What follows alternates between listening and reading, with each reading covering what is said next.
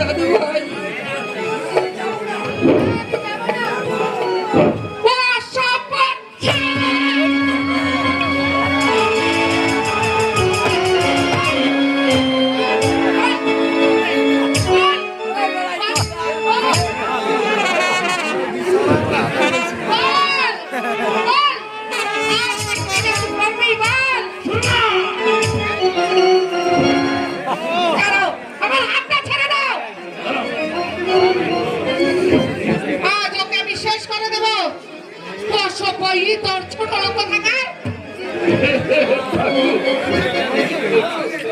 মাথা গরম করেন না,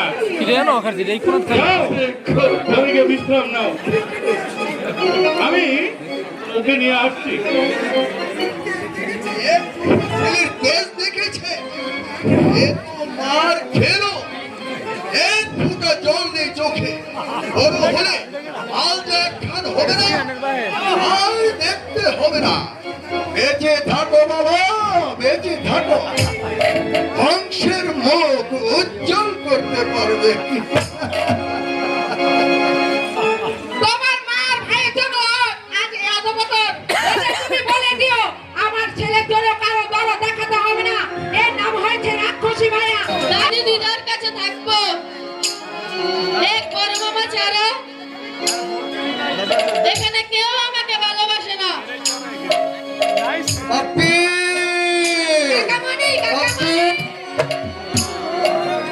তুমি এসেছো কাকামণি?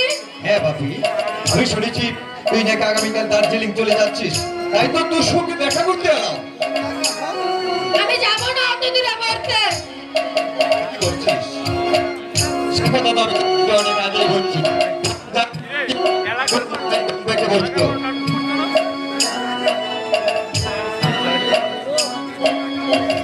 কিন্তু কাকামণি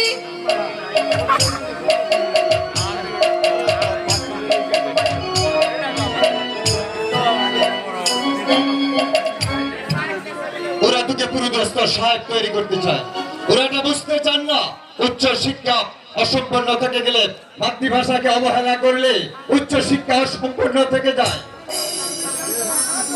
আর জলজ্ঞ দৃষ্টান্ত মাইকেল মধুসূদন।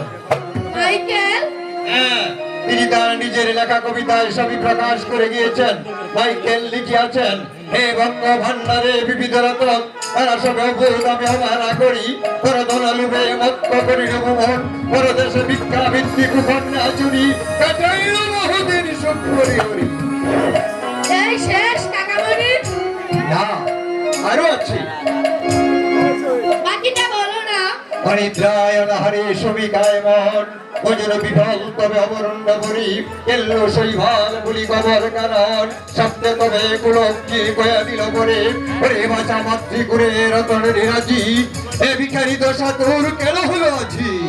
যা ফিরে অজ্ঞান, যা ফিরে তুই করে, পালিলাম অজ্ঞা পালিলাম করে, মাতৃভাষা রূপে করি পূর্ণমণি চলে।